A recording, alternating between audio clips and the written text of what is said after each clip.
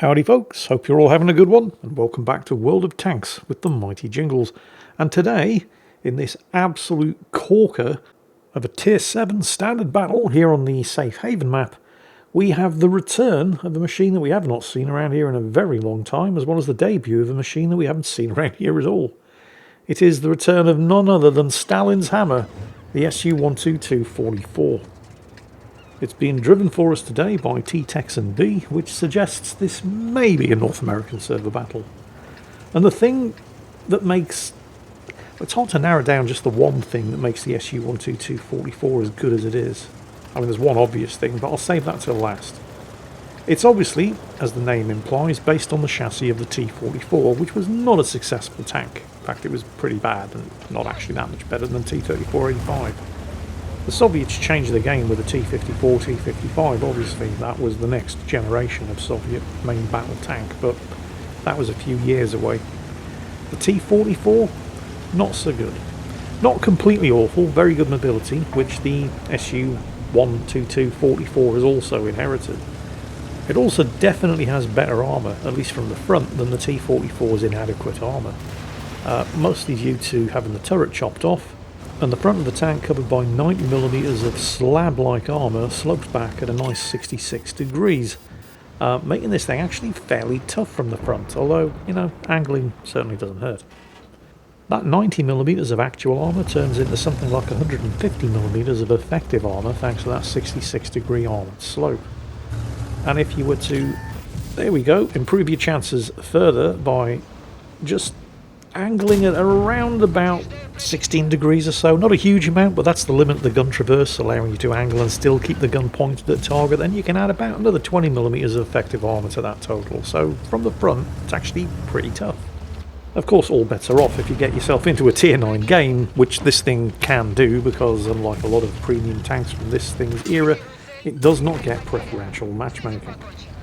Note that the enemy P-43 there thought it was safe because Texan had just fired this monstrous 122mm gun, and he thought, well, it's going to take forever for him to reload, and thought it was safe for him to move forward and try to get around him, thus falling victim to the Su-122-44's true superpower, the gun.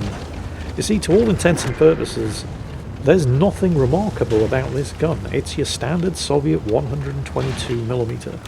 Slightly less than 400 average damage, horrible accuracy, horrible aiming time, 175mm of penetration, which is fine. I mean, tier 7, this is basically the same gun that you get on the IS at tier 7. Ooh. Observe how the Firefly is about to fall victim to the same trap. I mean, the Firefly has an excellent 17-pounder gun, but you ain't going to win no fight against an Su-122-44 in a Firefly by trading shot for shot. Because while this is technically the same gun that you get on the IS, also at tier 7, also a 122mm gun, on the IS this thing has a slower aiming time. I mean, the aiming time isn't good on this thing, but it's even slower on the IS. It has even worse accuracy, and it has a nearly 12-second reload. On this thing, a little more than 7 seconds. Just how the hell exactly can you get the same gun, firing the same ammunition on two tanks of the same tier, with one of them reloading almost twice as fast as the other, with just one loader, giving it nearly 3,000 damage per minute? That's tier 10 tank destroyer levels of DPM.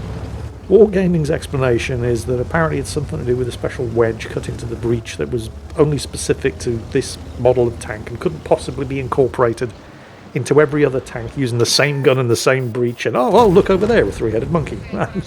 Basically, it's bullshit. But it is also undeniably lots and lots of fun. However, the Churchill wasn't the only thing in the cap circle, and that thing has a gun that will do 700 damage. It would be wise to not get shot at by it. Enter stage right, the second star of today's show, in a tank that I have never featured on this channel before, the AMX ELC 901. I mean, technically I sort of have. It's not like where... oh shit, that bounced. I think you can probably beat his reload. And thank you, of course, to the AMX for keeping this guy distracted long enough for both Texan and the friendly Jackson to finish him off and prevent the threat. To the cap circle. Things are going well here. The team are ahead. 2 kills, although they are substantially behind on hit points. And that is really going to make the difference here, because that means there are a lot of very, very low health tanks currently surviving or not surviving on Texan's team, who's getting picked off one by one by the enemy. We'll be heading back to the AMX ELC 901 in a moment, and we'll talk more about it in a moment, but for now we're going to stick with Texan here.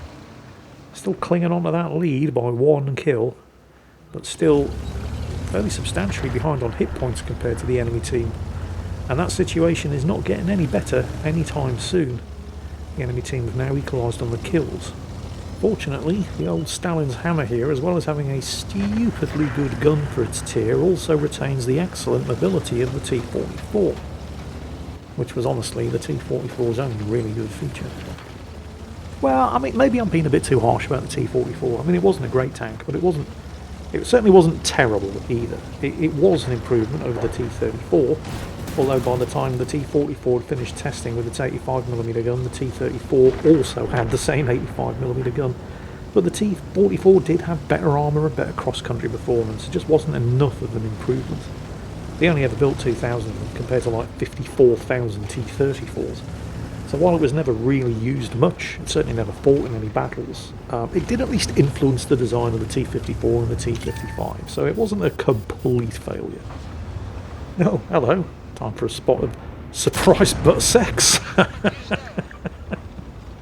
Yeah, you probably don't want to stay there. Or maybe you do. Wow, are you kidding me? That... I demand a refund. Here's where things are really starting to get desperate, because they're now 3 kills behind and the enemy team have basically doubled their remaining hit points. Slightly more than that now, because Texan just suffered a highly unwelcome dose of surprise butt sex from the Leo behind him and is now down to 70 hit points. He's hoping the Leo is going to take its brave pills before the T-25 AT behind him can take a shot, but no such luck. Oh, he almost... He's fired. Move. Get up there. Kill this guy before he gets the shot off. And now you're in cover behind the containers.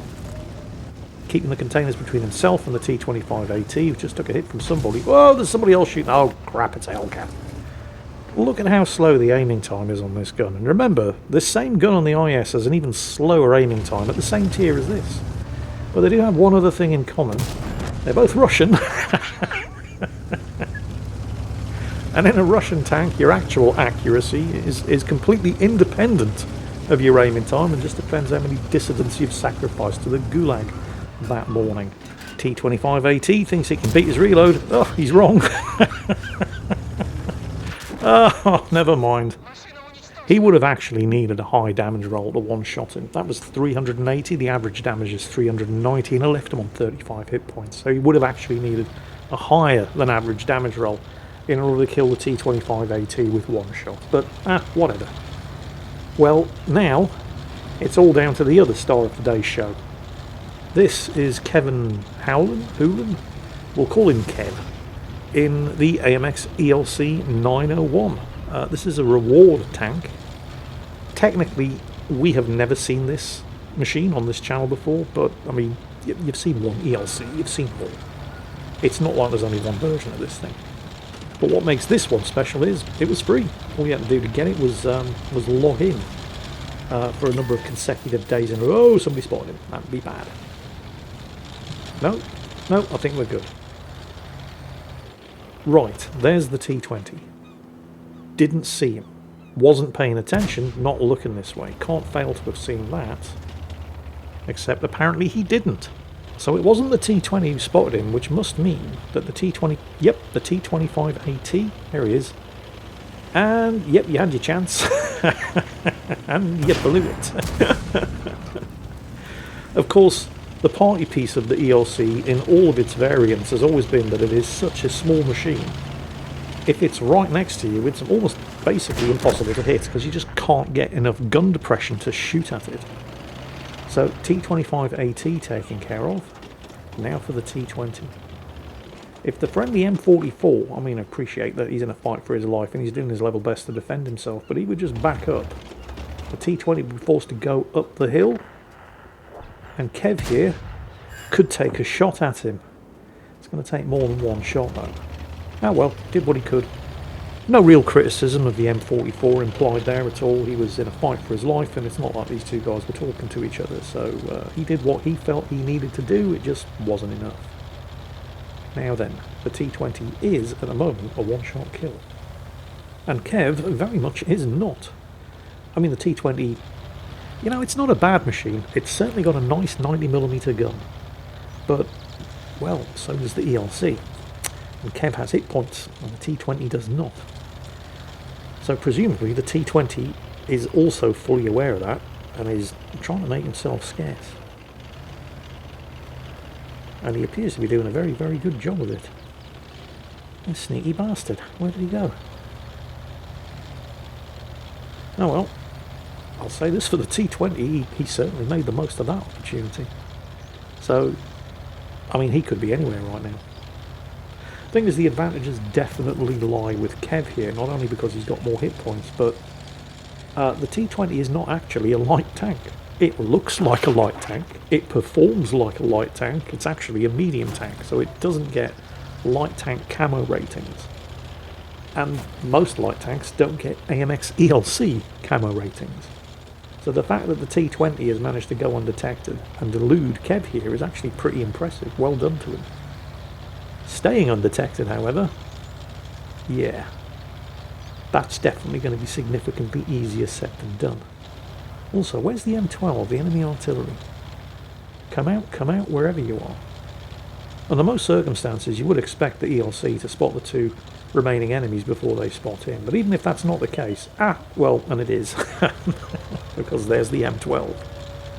Now, the M12 obviously knows he's been spotted, but he did not see Kev. He just knows he's about to have an ELC roving up his ass. And the fact that somebody's capping the base tells Kev everything he needs to know. Nobody's coming to help the M12 anytime soon because the T-20... Oh, he's missed. Well, it doesn't matter. Yeah, the fact that the base capture alarm is going off and continuing to go off means nobody's coming to the assistance of this M12 anytime soon. And again, with an ELC in this close proximity, there is no way an artillery, of all things, is getting the gun down low enough. His one and only chance is to try to wedge Kev up against the wall, fire the shot into the wall, killing them both.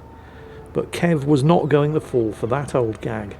And now, the T-20's one and only chance is to get his prayer mat out and beseech the Lord that Kev can't make it to the cap circle in the 30 or so seconds that are remaining before the T-20 wins by capping. And this is an AMX ELC. He's got no chance, because he's a one-shot kill. Even if that shot had connected, and it didn't, it would not have been enough to kill Kev. Kev can take him out with one hit. The T-20 realises he needs to try to ram him, but again, Kev's not falling for that old gag. At best, all the T-20 could have achieved there was a draw. But the game's saved there by the magnificent Kevin. Oh, that makes a good video title. I think I'll use it. The magnificent Kevin in the AMX ELC 601. Clutching the game at the end there, ensuring that that ace tanker and high caliber wasn't wasted for T-Texan B in the SU-122-44. With 5 kills of his own, just one short of a Top Gun, and 5,000 damage done, placing him comfortably top of the team on experience earned. Although, honestly, I think given the performance in the second half of that battle, the 900-odd experience earned by the magnificent Kevin, I think he was robbed. He definitely deserved more than that. And of course, the other great thing about the SU-122-44 is only really visible on the post-battle results screen. Because despite the fact that it's not a Tier 8 premium, which have traditionally been the best moneymakers in the game, this Tier 7 premium, you can basically enter a battle in this thing, fire 5 shots, do about 1,500 damage, win, and be guaranteed a minimum of a 50,000 credit profit. Do a little bit better than that, and even not taking into consideration the mission and event rewards that he received for completing that battle, he still would have cleared more than 100,000 credits in pure profit. Ladies and gentlemen, Stalin's Hammer, the SU-122-44. Played for us today by T-Texan B, ably assisted by the magnificent Kevin in the AMX ELC 901. Hope you all enjoyed it, and as always, take care, and I'll catch you next time.